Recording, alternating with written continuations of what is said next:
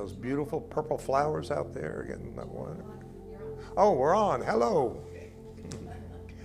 All right. I want to say to you that might be joining us online now or later that we decided to go ahead and stream the 10:30 review of Sunday that we start at 10:30. So you that are interested in joining us for that, you can jump on at 10:30 and get the review from last Sunday that we started today. So thank you very much for coming and being here, you that are here in person and you that are joining us online. We're beginning a series of classes on heart. And I know that this is a word that is not unfamiliar. We use the word heart a lot. We sing it in our songs. It's in our poetry. We say it most every day, something about the heart. You broke my heart. My heart is full of joy. I mean, we just use it. It's a part of our language is about the heart. But in this class, we are here to kind of focus in more on what we learn more new about the heart in the last few decades. And due to our ability for more deeper research and use science, we're proving more and more spirituality through certain aspects of science. So no more can we look at spirituality and science as two ends opposites. Like everything else, they're rolling over into each other in that middle place.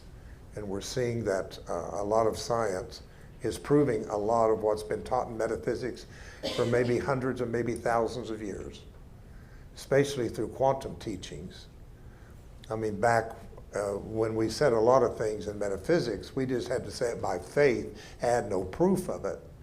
But now there are ways to prove a lot of metaphysical or spiritual teachings today. So that's kind of exciting to me, is to see these two things kind of marrying each other in some way. I'd like to start out with something here. If you've ever been on a journey of any kind, then you may know the routine. But to prepare for the trip, you must first get an idea of where you are going. This is food for thought. Here's what you do. Once you know where you're going on a journey, you check the weather conditions, study maps, then pack what is needed to keep your routines alive and well while you're traveling. I just love that, because I think every one of you is on a journey. We call it our path, but it's a journey that you have embarked upon by coming into Earth School. The key here is that when you know where you're going, you know what to take with you.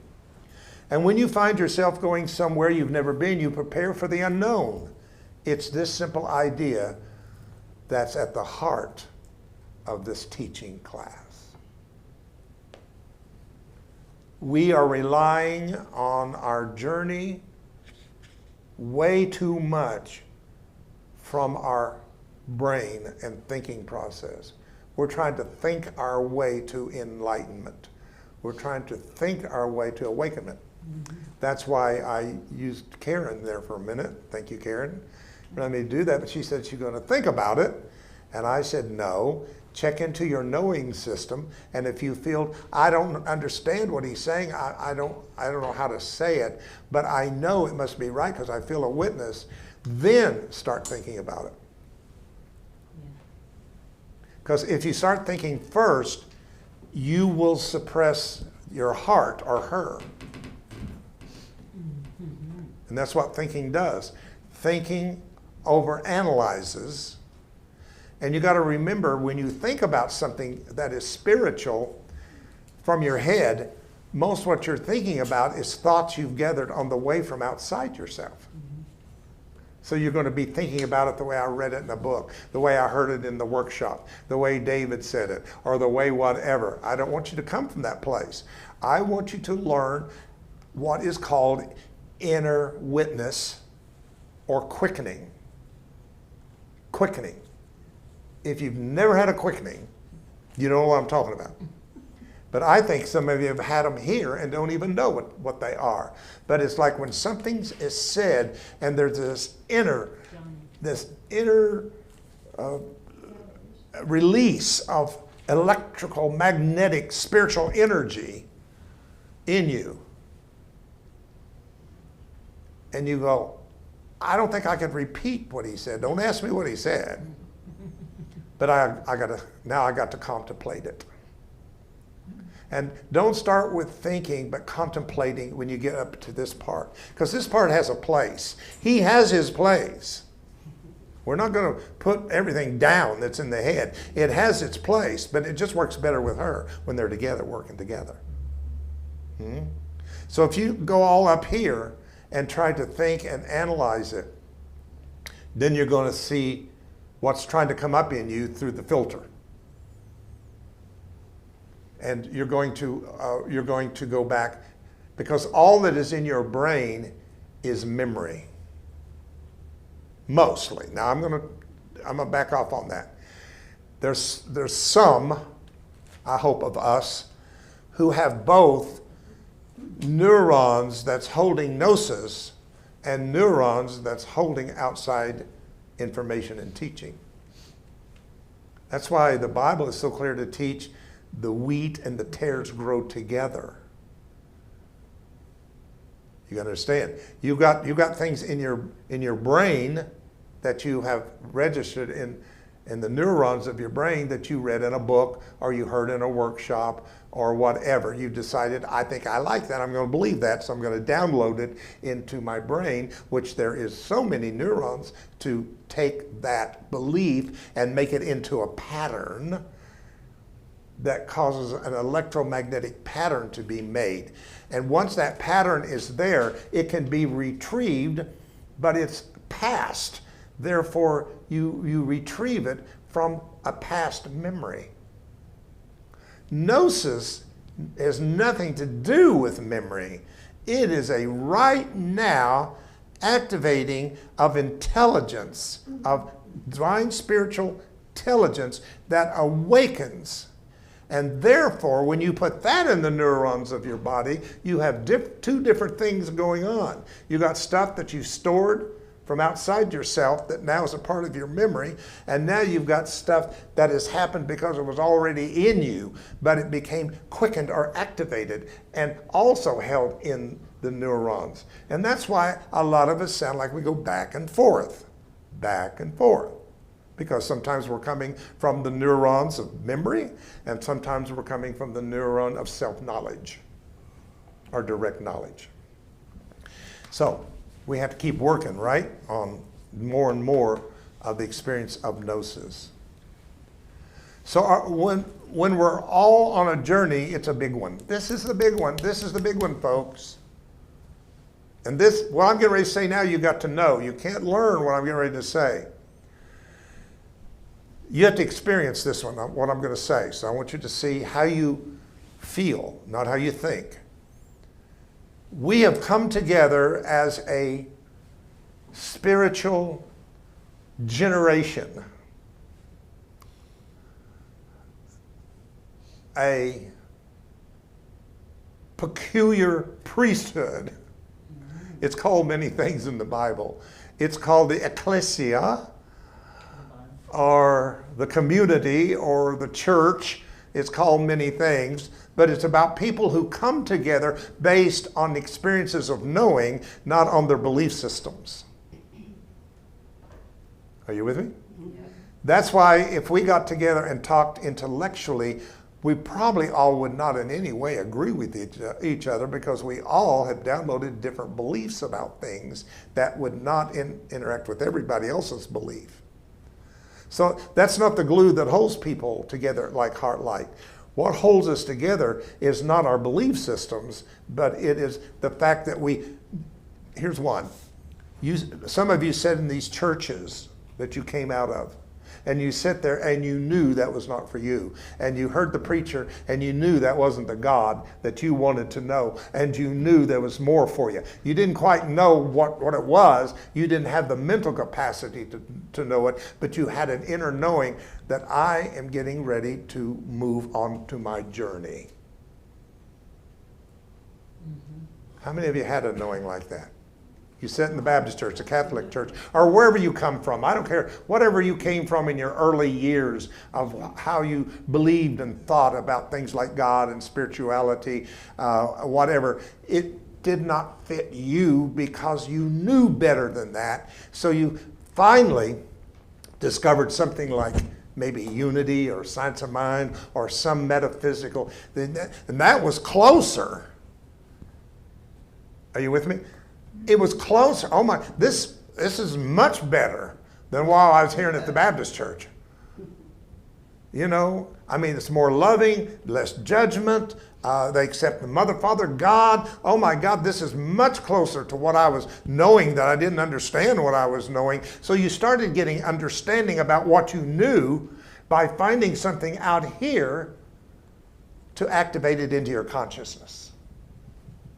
Does that make sense to you? Yes. Okay. So thank you, Karen, for bringing that up, because that was a good segue into why I say do not start from the thinking process. Know. Let knowing be the thinking. You'll change everything. So we are on a journey. It's a big one. The big one is this. Are you on your last incarnation in a three-dimensional world? Don't think it. If you don't know that, then maybe you're not. And that's fine. That's good. We meet everybody where they are. If you really think you need some more lifetimes, that's a choice. Right now, reincarnation is not a law. It never has been to me. I think there are choices when you leave the body. I think you can stay in the spirit world if you choose and grow much, much slower. Yes. Or you can say, no, I'll go back. I'll take whatever body you give me because I can grow faster in time and space, which the body gives me. So there's options. It's not a divine law that everybody. That's why you know people that will never accept reincarnation. Yeah. You can try to convert them all you want. You can try to prove it to them all you want. They'll never do it because they've never chosen the path of reincarnation. See, that's religion to me. When you start making reincarnation a religious dogma, and assume that everybody is reincarnating like you, like me, that's where we lose spirituality, people. Meet people where they are. I've never argued with people about reincarnation. I would never have to argue about reincarnation because I do not know if they're reincarnating. That's their journey. Everybody's on their journey. All right. Just curiosity. So speak up so they can hear you on the line. Okay. Just curiosity about the statement of reincarnation, and I didn't start off believing in it at all. But now I'm wondering if there are people who have not made that choice. Does that mean this is their first time around here on this planet? Yes, and maybe their last time in a body. I don't know. But school continues on. People leave the body at the level of consciousness they've attained in the body. The Bible puts it this way. The tree lies where it falls. That's how I get out of that scripture. The tree lies wherever it falls. And where people have entered the level of consciousness is the conscious. Well, other people it's that consciousness too, so that's the new classroom over on the spirit side. Correct. Those are the same people. If they're all first graders, then all go to first grade. All second graders go to the second grade. All third graders go to the third grade. And that's why we realize that heaven is not one big room, but it's many, many dimensions. The word heaven means heavens. Paul went to the third heaven. Somebody talks about the seven heavens. My goodness, there's all kinds of realms out there for people to go to. And it's in those rooms that they continue to learn and grow. They just do it slower on that side. But everybody's heading for the same place. That's the thing. Everything came out of God, everything comes through God, and everything comes back to God, it says in the Bible. I'm going to say it again. Everything comes out of God, everything goes through God, and everything goes back to God. Not one shall be lost in the end. So, This is not HeartLight. This is not HeartMath. Surprise, surprise. So in saying that,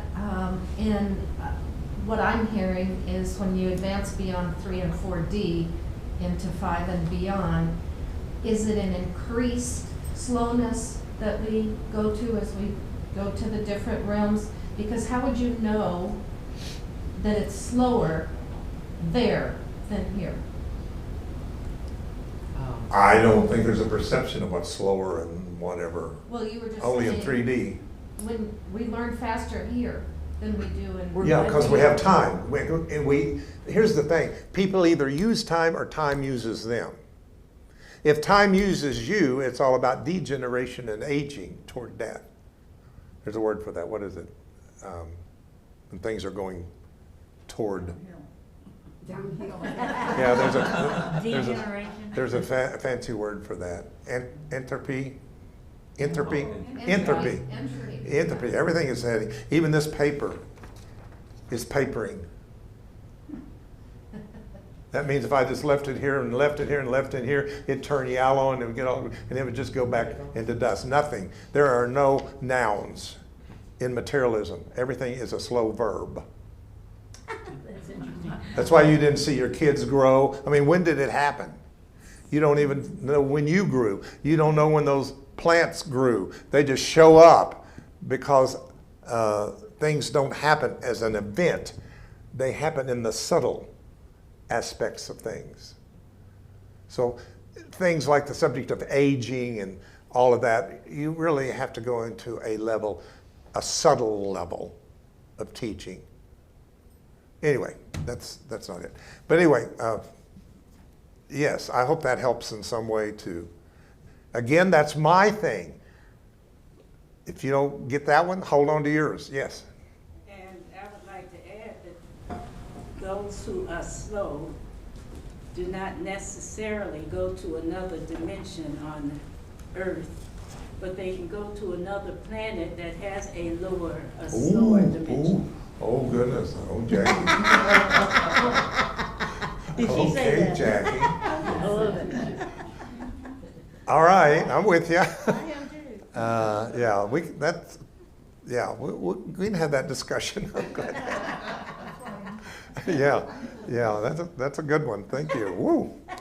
I do want us to get there at some point. So anyway, all of this came from, we're all on a journey, and it's a big one. And the big one is, for you, is this your last 3D incarnation? I know it is for me, but I know that for me. I don't know it for you. I just know it is for me. And I won't go through, but I've told you my experience before I came in here of why I was needed to live 4 lifetimes in this one. So to be where I am in consciousness right now would have taken me 4 more linear lifetimes to get where I am today. But I made the contract that whatever it would take in 4 lifetimes, give it to me all in this one. And that's why I've had such a crazy lifetime. That's why I started preaching at barely 17 years old. That's why I didn't get to the prom. That's why I didn't finish anything. That's why because I was on the fast track of living these lifetimes in this time. And maybe you are too, if you have a knowing of that. This could explain why your life has been what it is and why you've not been able to settle down with the same person with the picket fence and the 3.2 kids and the station wagon and all the stuff that probably most is in your story. And I say that because I don't want you to think something's wrong with you because you're not normal. Thank you. Yeah, you're not fulfilling society and political definitions of what it is to be normal and to be, to me, the perfect family unit and all this kind of stuff. I doubt seriously if we represent a lot of that normality. I don't. And I had good parents. It's not that. It's just I did not fully come from them. A part of me came through them. How about that? Feel that one. What part of you came from your parents? And what part of you came through your parents? Somehow, you and I and others at this level got in touch early with that part that came through, which made us different from the part of us that came from them. So they didn't get us. We wouldn't quite fulfilling like our brothers and sisters was in the family tradition, the family religion, the family whatever. You were the, what I call white sheep or black sheep of the family. That's good. Don't you ever feel bad about that. Being different isn't bad. It could be a blessing.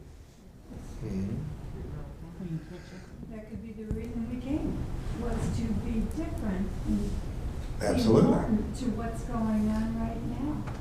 Absolutely. You know, we did all the shoulds and coulds and won'ts and don'ts and, however, now it's the important part. Well, I could just stay with this from now on, but let's get to week 1. Living from the intelligence of the heart.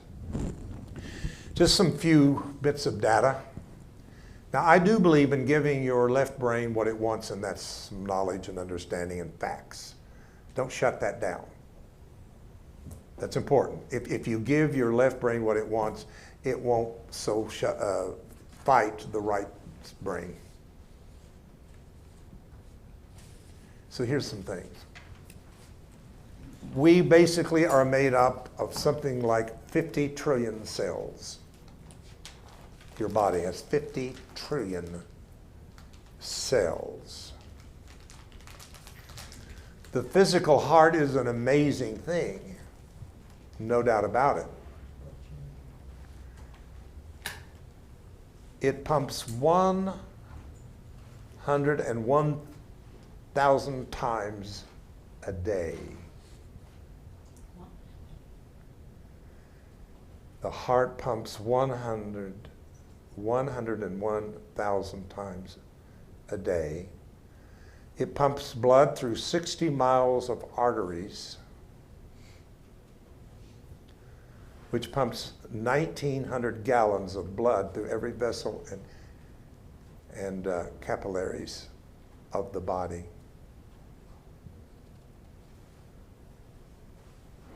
What is fascinating that we know now that we did not know a few decades ago,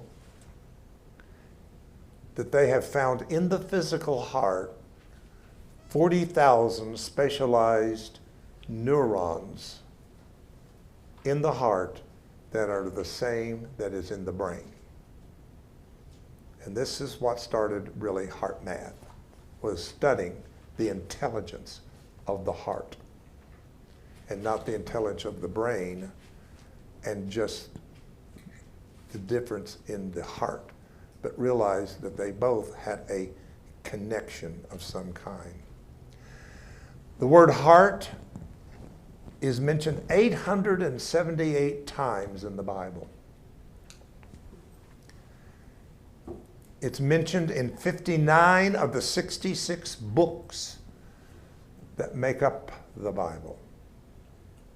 I always find it fascinating. People hold up a Bible. By the way, do you see where Trump's selling Bibles now? Yeah. Oh my God, I couldn't help it. I'm sorry. I just saw it today. He's selling Bibles. Anyway. For his hand, no. Anyway, beside the point. That was a slip of my thoughts. So you get in trouble. You let the brain run away with you. But anyway, they hold up the book and they call it the book, the holy book. But it's not. It's 66 books that have been put together. And there really was a lot more books than that. 24 of the books was totally taken out by the Nicene Council in the 4th century. Now, Catholicism did keep the Maccabees and a few things more than the Protestants did. So they had a little bit more than the Protestants, and which was good. But the thing about the Catholics, until modern Catholicism, is they wouldn't let the people read the Bible. Right. Yeah, you had to get it through the teachings of catechism or through the priest or whatever, but you not personally was able to study the Bible for many, many years.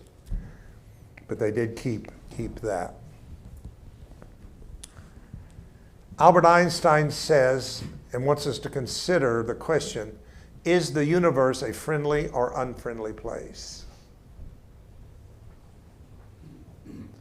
Because of the deterministic orientation, the brain keeps telling us that we must be constantly ready to do our best against the cosmic odds stacked against us. It's the first thing that we kind of learn. Life is pretty much against us. The ultimate mental paradox, the brain often abuses and exploits its own heart to the point that it kills itself by so hard of saving its life. In a form of cerebral coronary suicide pact in which the heart is an innocent bystander, the brain becomes its own executor. And I've told you the scripture, and man's heart shall fail them for fear. In other words, the brain is trying to overuse the heart for itself, which is putting too much pressure on the heart.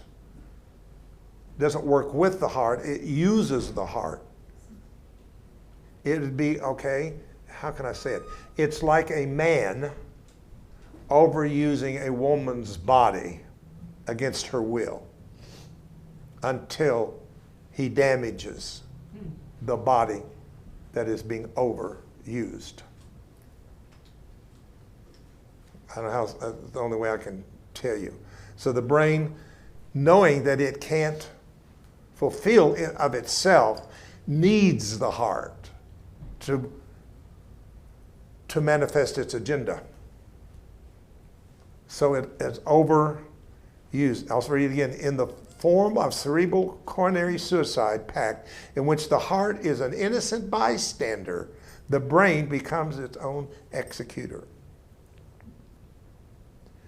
From Leonardo da Vinci's day, which was over 500 years ago, until the late 1990s, people throughout the Western educated world believed that the brain is the conductor leading the symphony of function that keeps us alive as well. That's what has been taught. But according to the anatomy of the brain in the Mayfield Clinic, it is beautifully illustrates the perspective. And what it states is its mysterious 3-pound organ, the brain, controls all necessary functions of the body, receives and interprets information from outside of the world. In other words, what's been taught in the educational system is the brain is the pure control of the body. It's the conductor of the body. The belief that the brain is the control center of the body, the emotions. See, it has no emotions of itself. She has the emotions for him, but he uses her for his emotions. What's his emotion? Fear, anxiety, separation, all the things that people deal with all the time is the brain misusing the heart, which suppresses her innate wisdom and ability to give us a completely different data and information of how to live a heart-centered life.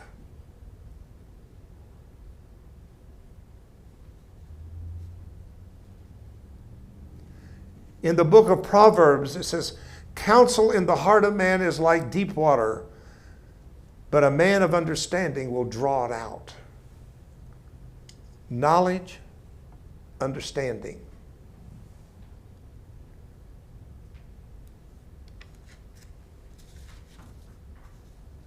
In 1991, a scientific discovery published in the peer-reviewed journal put to rest any lingering doubt regarding the heart's multifaceted role in the body.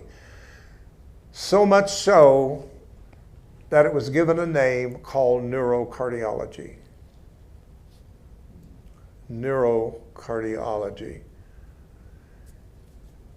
In Some Energetics, when I was getting those downloads for putting all that together into classes over 23 years ago, it was very interesting that what happened at that time is I got things that I didn't understand what they were. I didn't have a name for them up here. And that was different for me because usually we get it up here and then we try to understand it. We read the Bible, we try to understand it. We read a book, we try to understand it. Because when we do something, we want to think about it and try to understand it. So I couldn't get what I was doing and what was happening. I'll just give you one example. When I got down to using all the forks over the crown, working with somebody, bringing it up through the chakras of the spine, and I held all the forks together, which was an interesting download in itself because I only had 6 forks and 7 chakras. And my brain, this is a good example, my brain, my thinking was, get another fork made and you'll have 7 because you have 7 chakras. My heart said, no, use all 6 together and make the 7th sound. And that's what I taught for 23 years. So when I get there with all those 6 forks together after doing what we do, teach, and held it, I felt this unusual pull of energy down. I just thought that is so cool. And it just kept happening. And the early students felt the same thing. I'd have them hold it there, look away, breathe, and they would feel that. I did not know that was called refraction. So I looked up the word refraction, and it meant at a point where you're changing direction. The bicycle's going up the hill and it's working hard, but at the top of the hill, when the hill's going down, it changes. And I knew that's exactly what we were finding was a still point over the crown that was changing the direction of the energy. And I knew that was when to turn the person over and go down the body after we'd gone up the body. I'm trying to give you an example of how this worked. And that happened over and over with me as I got these things, knew what to do. Before I understood it, then I got names for it. Then I got a mental picture of it. And I thought, this is very interesting. And I think this is what this is talking about. That if you want your life to be better, if you want answers that you've been trying to think about for the last 30, 40 years, some of you that's been in this, maybe the heart has the answer for you. It's all about the intimate relationship between our hearts and brains. The discovery described this powerful relationship that had been unrecognized in the past. Now, this is something you should feel really good about. That you have chosen to come here and live at this time. And for just a moment, let's step away from the chaos. Let's step away from the news. Let's step away from the politics. Would you do that with me? Step away from racism and sexism and all the wrong things that are going on in the world based on my 5 senses, which is all up here. Ears, eyes, smell, taste, it's all in the head. It's all in your head. So if I'm going to go by what I sometimes I hear somebody say something on television I don't agree with it, and that just stinks. Or did you hear that? Can you believe what we're seeing going on? This is all the head stuff that goes on. But you can see a different world from the heart. The heart thing. So I just wanted to try to give you an example and show you. Neurocardiology refers to these are big words, pathophysiological interplays of the nervous and cardiovascular system. It is an emerging field of medicine over the last decade. The constant communication between the heart and the brain have proved invaluable to interdisciplinary fields of neurological and cardiac disease. Of disease and heart stuff. The congregation, let me find something here. I just have some things that I've kind of found for myself. The conversation of the brain between the sensory neurites in the heart and those that make up our brains is constantly occurring at a dialogue of a low frequency. I really love this.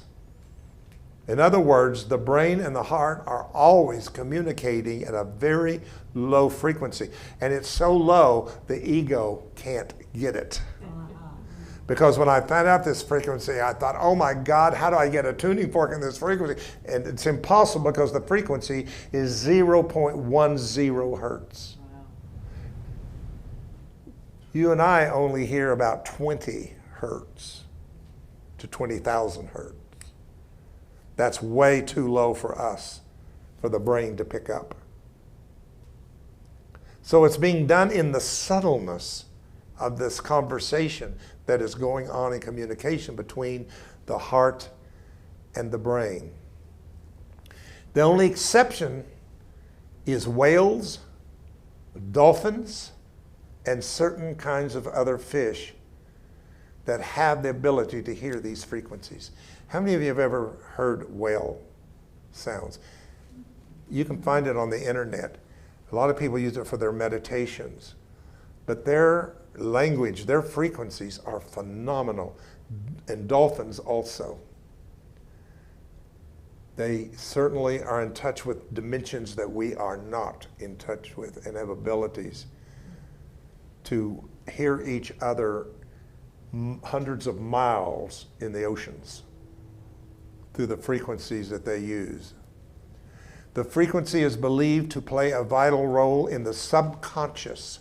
So that means all of this is going on in the subconscious between the heart and the brain. And what did I try to tell you earlier? Our job is to make what is unconscious become conscious. Become conscious.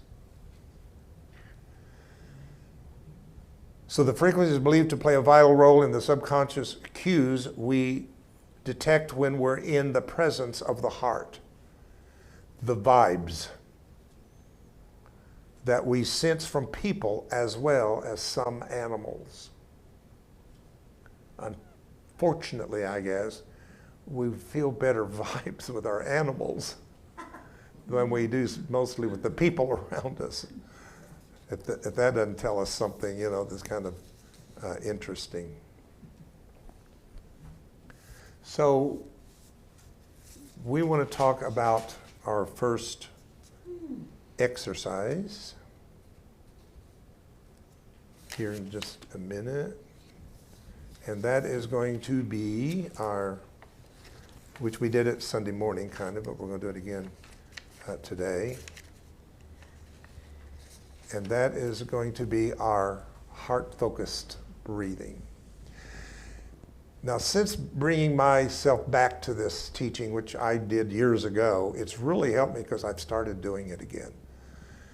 Every time I feel anything trying to come as an anxiety or a fear or something that I don't want that's more of a negative emotion, I have practiced this heart-focused breathing. It's simple, but it's profound. It is a powerful, effective tool for self-regulation. In other words, take control. Don't let the outer world control how you feel and your emotions. You have the power to do that for yourself. It's the first stop in shifting to a more coherent state. What that means is if you do fall into things, because we do react. Somebody says something to us and just we're mad and we're off and we're saying stuff and whatever. But if you can catch yourself and go into your heart-focused breathing, you can get out faster and quicker, because you may be pissed for a day, you may be pissed for 3 days, a week.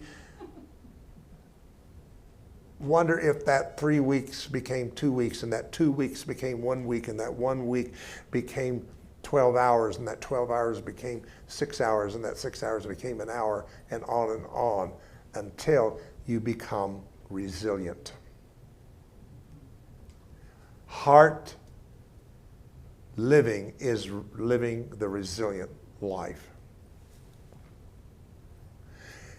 It calms stress reactions and takes out some of the significance and drama of the moment. Oh my God, how easy it is to be caught up in drama. Our own drama, people's drama. And also, I like this one, it saves energy. Do you realize how much energy it spends to be mad at someone? To be hateful to someone? To gossip about someone? To judge someone? If you put all that together, you'll see all that wasted energy that you could have had to create something wonderful for yourself. Then when you really want something wonderful yourself, you look at your energy gauge and it says empty. Empty. By using this, you can be alert and calm at the same time. I like that. So let's do this. Find a comfortable position.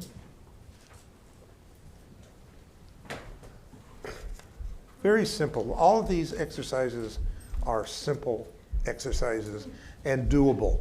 You can do these things standing in the line at the grocery store. You can do these things even driving. I mean, you really could use it and drive and stay alert. You don't have to go into a meditative state and close your eyes necessarily. You might want to now, but we need to learn things that we go, I'll do this when I get home and I get in my meditation room. No, you need to catch it right then and be able to have something to meet it right then. So this is about focus. And Michael's playing the heartbeat. Isn't it amazing how many times that heart beats? I read that wrong. It's 101,000 times in a lifetime. I thought that was a little much. Yeah, sorry. 101,000 times in a lifetime your heart will beat. It's pretty amazing. Focus your attention on the area of your heart. If you want to just take your hand and just put on your heart, it will help you to bring your awareness to your heart and to feel, you might even feel the rhythm of your own heart if you can. I feel mine.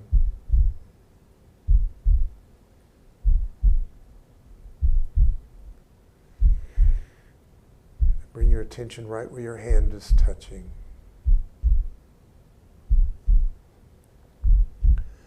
And now, this is where you can use something that's a part of the heart and the brain called imagination.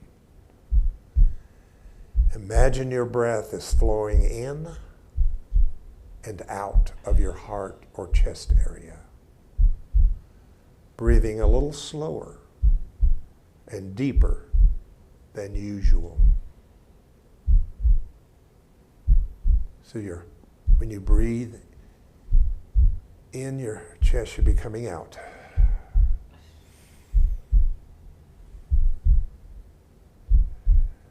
Find a nice deep rhythm of breath that is comfortable to you.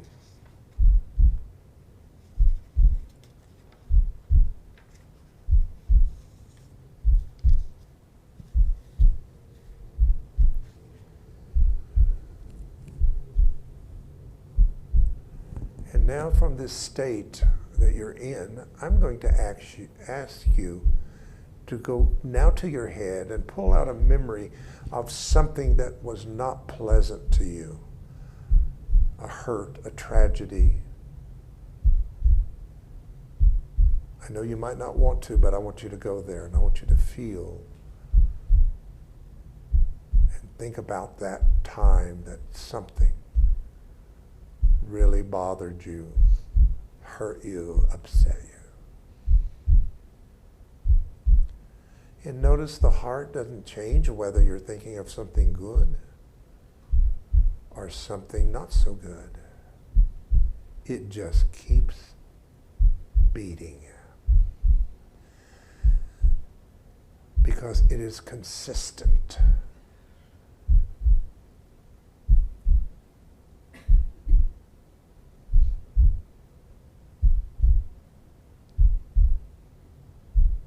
Now, once that you have experienced that as a memory and what it felt like at that time, I want you to return back to your breath and back to your heart and bring back a good memory. Something that makes you feel good and hopeful and calm. It could even be a place, if nature is your place. If sitting on a beach, watching an ocean. Or maybe it's your pet that loves you so unconditionally.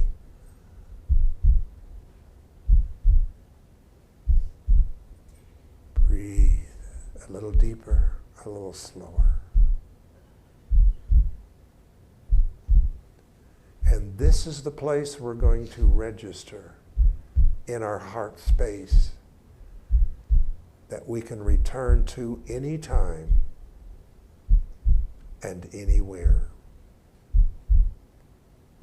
Again, I remind you, the heart keeps on beating, whatever your thoughts are, good or bad, grief or joy.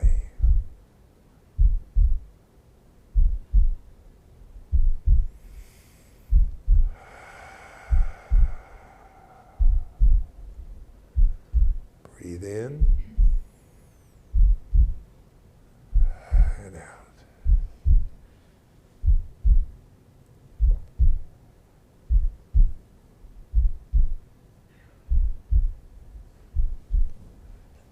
And now let us go into a state of gratitude to our heart.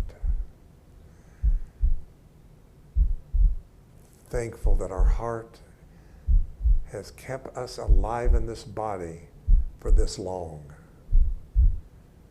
Of all of the hundreds and thousands of times it is giving us a living, no matter what we thought or did. This is the place and the sanctuary of our spirit presence. It is the most holy place, which the world has placed a veil on it that has been rent from top to bottom, and our heart is free. And as we continue to practice this exercise, we will be in touch with more wisdom, intuition, and guidance that will help us to navigate through this time of the split polarities that the brain has given us in this world. Here we find peace that passes the understanding of the brain. Here we find joy that is exceeding. Here we experience life more abundant.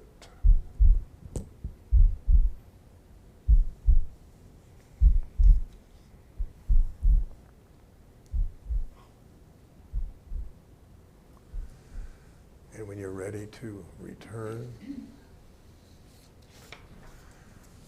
we have just a few minutes. I want to talk about something called L energy. L energy is life energy. Life energy is the info energy of the heart's code. It is the fifth force. I want you to get that. It's the fifth force. The heart holds the fifth force. Now, you that don't know about the other forces, I'm going to give them to you. There's 4 energy forces. 1 is gravity.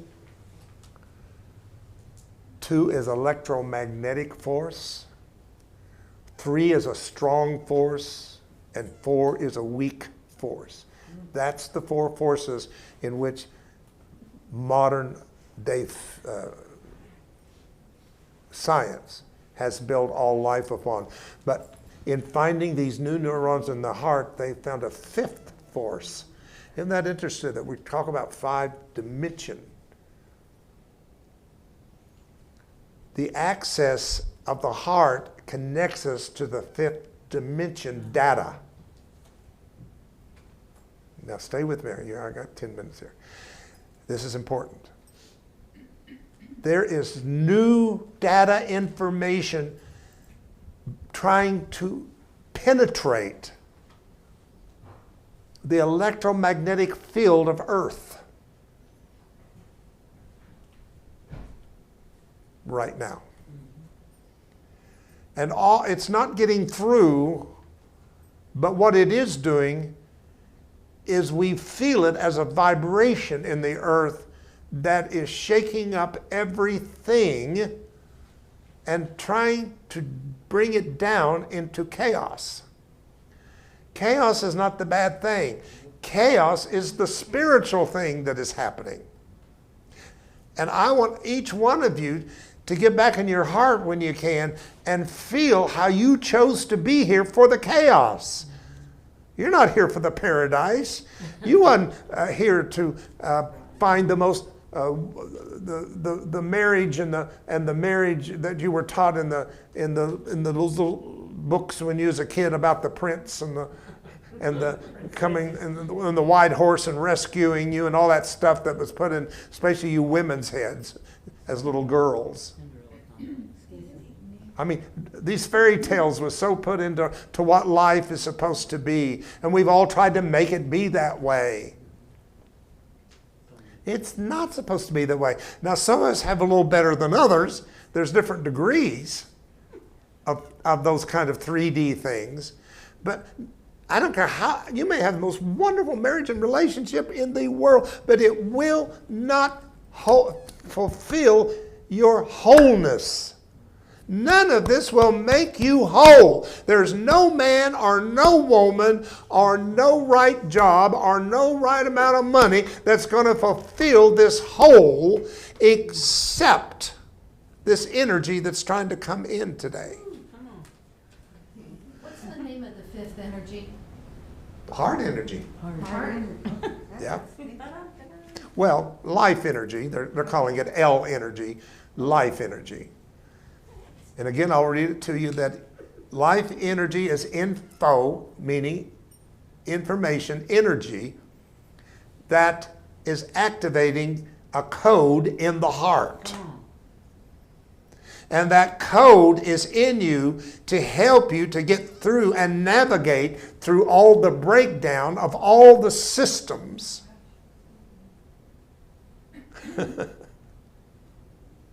And help us to transcend, get this, transcend in its non-local nature.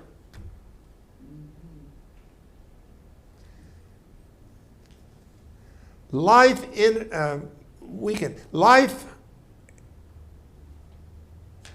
energy fills everything in the cosmos and has a light, now get this, positive and dark negative side.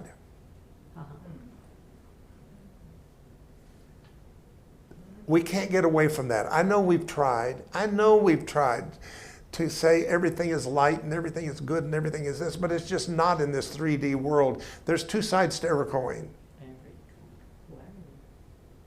Now, I think as metaphysicians, we interpret it differently, whereas they made the darkness become an entity like Satan to come after us. We have seen darkness as unconscious light. But a lot of things come out of that absence of light that are not good things. That's why we need something. I keep telling you, I'm going to have a Sunday service in which I'm going to baptize you into Christ. A ceremony of baptizing you into Christ for the circumcision of your heart. Ooh. It's in the Bible.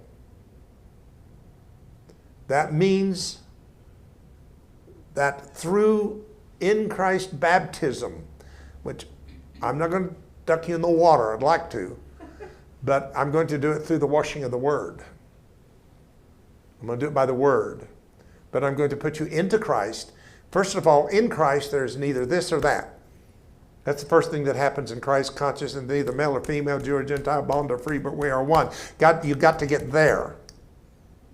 Then we're going to let, through the spirit of baptism, the operation of faith to take place in baptism, which is the circumcision of your heart. And that's all the excess baggage that you're carrying is released out of your heart. And then I take you into the order of Melchizedek, of an endless life without mother, without father, without descent and beginning of days. And Linda can testify. She was with me when I was doing this back in the 80s, and we saw phenomenal things happen. Anyway, I just find this so fascinating that they're calling this code the fifth force that's related to but transcends the non-local nature. In other words, it's bypassing ego. The ego can't judge it. The ego can't say, I don't believe it, I reject it, or whatever. It's bypassing the ego mind. So, I only got 3 minutes to tell you this. So I want you to imagine 5D information, life energy coming in, bombarding the world, the earth, because when it does, it will be a planetary awakening. Or Barbara Marx Hubbard called it planetary Pentecost. Yes. I love that. Isn't that amazing? I love that she said that as a Jewish person. That she's the one who coined this universal Pentecostal, which means that at that moment everybody will understand everybody. All hearts will understand all everybody in that place. But unfortunately, the data, as long as the brain is in control, has the control in interpreting the data. And it will bring it down to fit the belief system of the brain. Therefore, the information will lose its original meaning. So, Spirit's got a plan. And here it is. Stay with me. For it, the Christ, the mind of God, the 5D, shall come as a thief in the night. For if the man in the house knew it was coming, it'd be ready. The strong man would be ready. So here's what's going to happen, and can happen to you individually before it happens to the planet, because you're the first fruits. That means you can have what's getting ready to happen to the planet for yourself now. Because when this happens, they're going to have to be laborers in the field. Are you hearing me? There's going to have to be people prepared with ministry and healing when this happens. And that's why you get this first if you want it. Isn't that like what you used to teach in the hour that you think not? Yeah, it says, I come in the hour and day you think not. I like that one too. Isn't that a good one? So anyway, this is how I've been shown. The fifth force information is going to come directly into the heart, and the heart's going to have the code or portal that's going to shoot it up into the brain at what's been planted in the wilderness of the brain is the pineal gland. The pineal gland, which knows how to change light into chemical, like melatonin, like it does. So it's going to take this 5D, shoot it up into the pineal gland. Doesn't matter what the brain believes or thinks, but it comes in its pure state and then makes it into a chemical that you can get as a human being, and you can have one of the most powerful aha moments you've ever experienced, which is the quickening of your mortality. If this same spirit that raised from the dead, so shall it quicken your mortal body. And that's the heart code. That's DMT. That turns into DMT, correct? Oh, let's take a minute. Let's just take a minute. A lot. Thank you so again for coming out on such a day. Take what resonates with you. Put the rest in neutral. Do not judge it and quickly say, I don't believe that, or I even believe that. Don't believe a thing I'm saying. If you don't get a witness and know what I'm saying, don't believe it. Don't start at the belief system. Wait until you know it. And I know as I've talked today, somebody here must have had a moment that I kind of feel that, I get that. I don't know what he's talking about exactly, but I got it. Well, you do. You got it. And it's going to come back to you in meditation, contemplation, and dreams. For man layeth upon his bed in the night season, and God visit man in his dreams to show him his uprightness. For he found one among 1,000 to interpret. Oh, what a day we live in, people. What a day we are here for. And I have to say that to all of us. Let's not get so bogged down with all the stuff. I get bogged down with my body. I get bogged down with the pain. I get bogged down trying to find an answer for my tooth. I get bogged down with all this. It's there. We can be in it, but let's stop being of it. Let us become resilient, that when we get so bogged down with all that stuff about age and getting older and all of that, that we are resilient and we go into our heart breathing and we come out and say, but wait a minute, I come with a purpose. I come with a plan. I come with a contract. I came here because I chose to come here and be here for the redemption and the evolution of this planet. I am a light worker. And I'm not alone. No, we may not have the crowd that Elevation has. We may be a small crowd, but we're still not alone. As long as there's 2 or 3 of us, we're not alone who think like-minded. We don't need to compare ourselves to anyone. And that's a trick out here. This is competition. This is cooperation.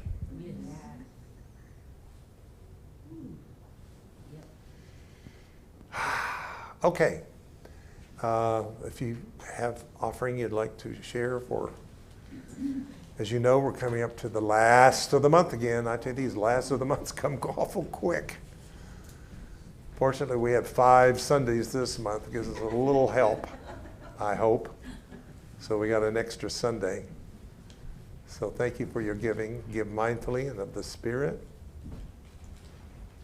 And remember Sunday when you come to do a little praying about what to give.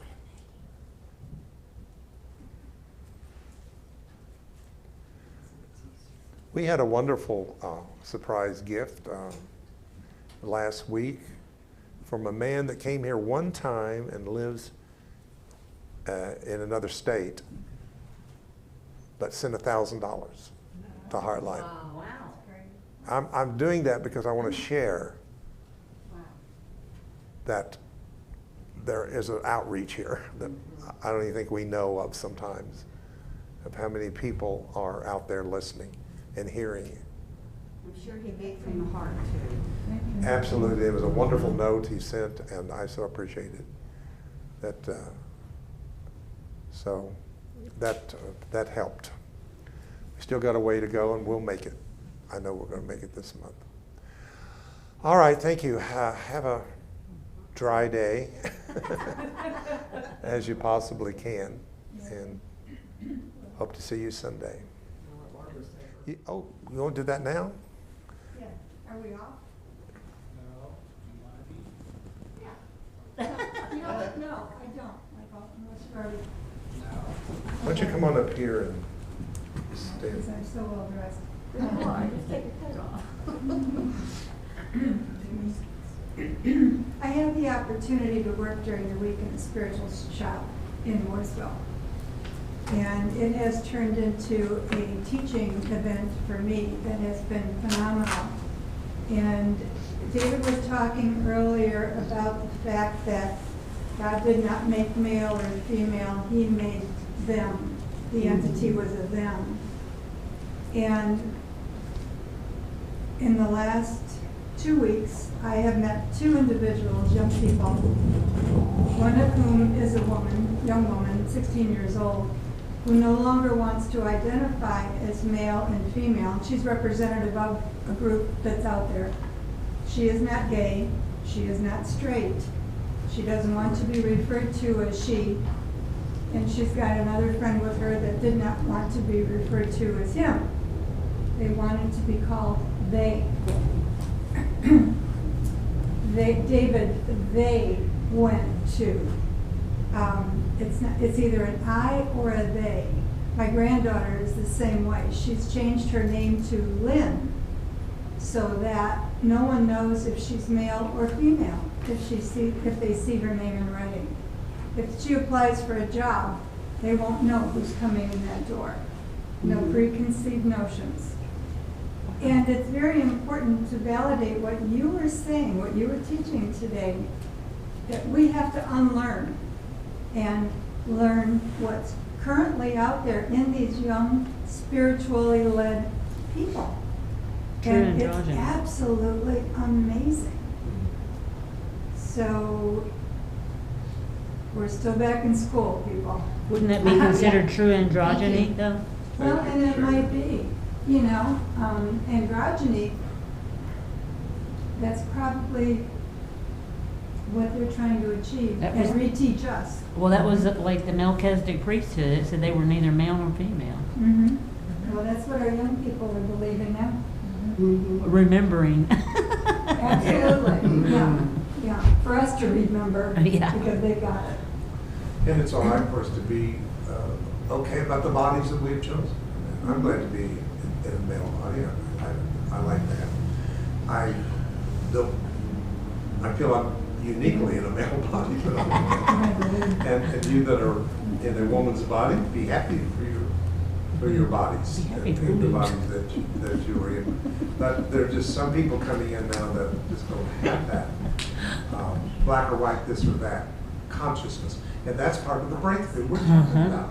Yeah, That's beginning to break through from 5D. They refer to themselves as they. But this is.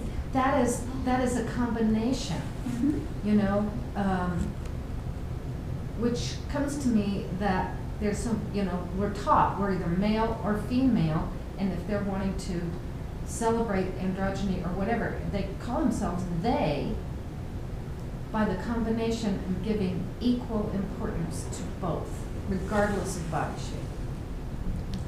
And they're also denying separation. Yeah. Unity. Yeah. But they're also- coming into unity, absolutely. They're also putting it out there that they are making the decision, not anyone else. They Right. are making That's the right. decision. Yeah, that's right. And that is empowering Yeah. for anyone Yeah. to be able to do that. Yeah. Well, the shift is happening in spite, and that's why you're seeing what you're seeing coming from the more conservative, fundamental Christian side, political side. They're holding on. Oh, man, and They're they're getting holding tighter on. and tighter and tighter. Yeah, I mean, they really are holding on the best they can, because at some level they know the shift is happening. Oh, You know Yeah. what Thank happens God. when the rubber band gets stretched too tight? But that's why we're here. I really believe that. That choice that we made, that contract as you talk about,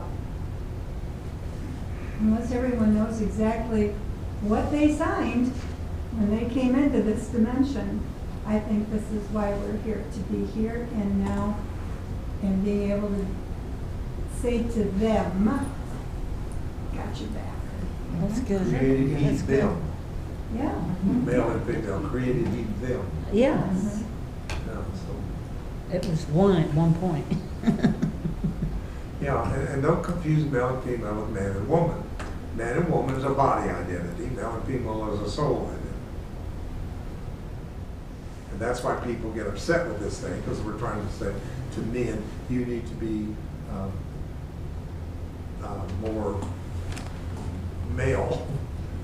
And that's not what we're saying. We're not even talking about sexuality at all. Nothing. We're not talking about the different genitalia of men and women. That's not what we're talking about, although that's there too. I mean, you can't deny the fact that that is not a choice for a lot of people.